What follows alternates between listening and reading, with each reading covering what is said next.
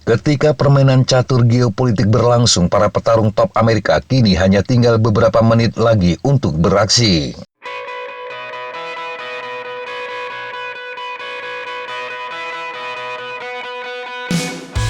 Angkatan Udara Amerika telah mengerahkan kembali jet F-22 Raptor jauh dari rumahnya ke pangkalan yang berada tepat di depan pintu Cina. Skuadron tempur ke-27 yang biasanya bermarkas di Virginia mendarat di Okinawa, Jepang akhir April 2024 lalu. Ini sebagai bagian dari rotasi jet tempur ke pangkalan tersebut. F-22 akan berada dalam jangkauan jet tempur siluman J-20 Mighty Dragon Angkatan Udara Cina. Perjalanan dari Virginia ke Kadena di Pulau Okinawa menempuh jarak sekitar 20.500 km, hampir sepertiga perjalanan keliling dunia. Skuadron F-22 biasanya terdiri dari 18 hingga 21 pesawat. Pangkalan Udara Kadena telah menjadi tuan rumah bagi pesawat tempur Amerika sejak akhir Perang Dunia Kedua. Pada tahun 1979, pangkalan tersebut menerima jet tempur F-15, dan sejak saat itu pesawat tempur superioritas udara terus hadir di pangkalan tersebut. Pada tahun 2023, Angkatan Udara Amerika mulai menarik 2 skuadron F-15CD di pulau itu. F-15 telah digantikan oleh sejumlah pesawat tempur dengan sistem rotasi. Mereka termasuk F-16, F-35, dan F-22. Hal ini mencerminkan strategi Pentagon secara keseluruhan dalam merotasi pasukan ke titik-titik bermasalah. Mirip seperti mengirim brigade angkatan darat ke Eropa Timur. Langkah yang memungkinkan seluruh unit mendapatkan pengalaman lapangan di zona tempur potensial. Pengerahan jet tempur dimaksudkan untuk menopang pertahanan pangkalan udara Kadena. Pangkalan Amerika ini berada di sebuah pulau Jepang di Kepulauan Ryukyu, hanya berjarak 600 km dari daratan Cina. Selain itu juga berbatasan dengan Laut Cina Timur.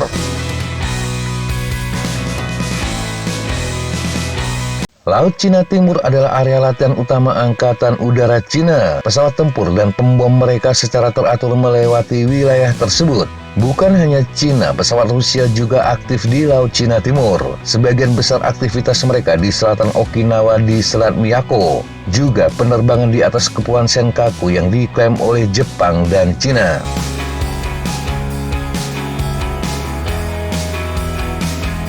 F-22 bukan satu-satunya pesawat tempur generasi kelima di kawasan ini. Ada pangkalan udara Wuyishan di Provinsi Fujian, Cina. Tempat itu menjadi rumah sejumlah jet tempur. Salah satunya Brigade Penerbangan ke-41 yang berkekuatan lebih dari 30 pesawat tempur J-11A dan sejumlah Su-27.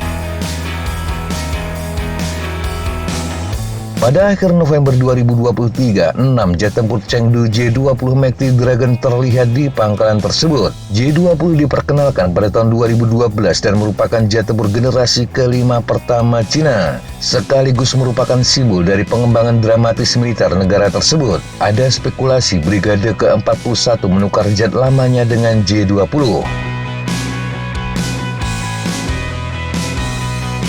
Wuyishan berjarak sekitar 300 km dari garis pantai Cina di Laut Cina Timur. Jarak antara Kadena dan Wuyishan hanya sekitar 950 km.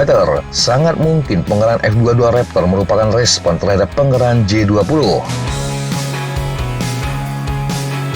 Pilot Raptor dan Mighty Dragon sangat mungkin akan bertemu di wilayah udara internasional. Ini akan menjadi kesempatan bagi Angkatan Udara Amerika guna belajar banyak tentang J-20. Demikian juga dengan pilot Cina. Semakin agresif konfrontasinya, Cina juga akan semakin bisa mempelajari kemampuan pilot dan pesawat baru mereka.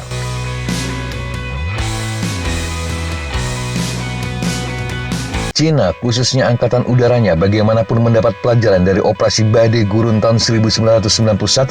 Saat itu Cina menyaksikan Amerika dan koalisinya dengan cepat menghancurkan militer Irak. Serangan menggunakan banyak senjata presisi dipandu dan kekuatan udara, selain juga didukung oleh kekuatan laut dan darat. Apa yang terjadi di awal operasi Badai Gurun telah menjungkir balikkan semua yang diketahui para perencana militer Cina tentang peperangan modern. Tentara Pembebasan Rakyat Cina mendapat setidaknya 2 pelajaran dari Badai Gurun. Salah satunya adalah militer negara mereka juga rentan terhadap serangan gaya barat. Apalagi kekuatan mereka diorganisir dan diperlengkapi dengan cara yang sama seperti militer Irak. Yang kedua, Amerika dan sekutunya sangat bergantung pada pangkalan di luar negeri untuk mendukung serangan tersebut. Tanpa mereka, Pentagon tidak dapat memproyeksikan kekuatan militernya. Berbekal dari pelajaran itu, maka jika terjadi perang, Cina diperkirakan akan menyerang pangkalan Amerika di kawasan Pasifik Barat. Ini termasuk Kadena yang berada dalam jangkauan serangan rudal balistik jarak pendek dan rudal jelajah. Cina perlu menyerang pangkalan-pangkalan Amerika meskipun target utamanya adalah Taiwan. Langkah ini untuk mencegah pangkalan-pangkalan itu digunakan untuk mengalirkan pasukan dari Amerika untuk menyelamatkan Taiwan.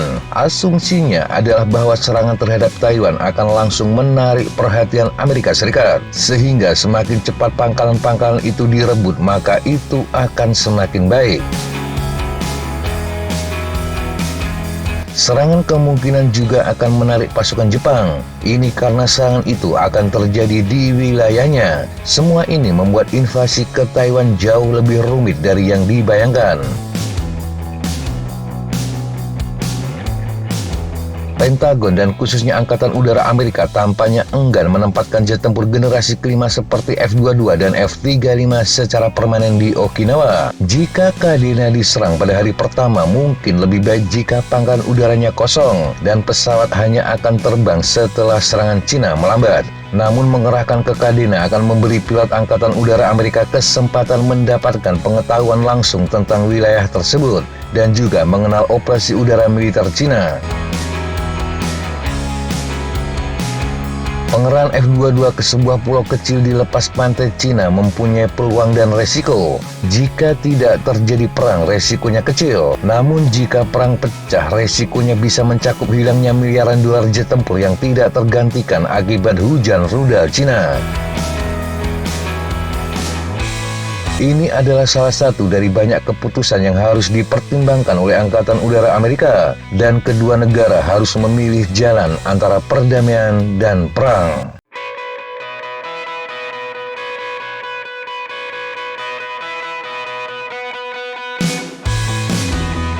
Demikian sahabat Jejak Tapa, informasi yang bisa kita sampaikan untuk kesempatan kali ini. Sampai jumpa di kesempatan yang berbeda. Tetap semangat dan jaga kesehatan. Salam Fly Like an Eagle, Fight Like a Falcon.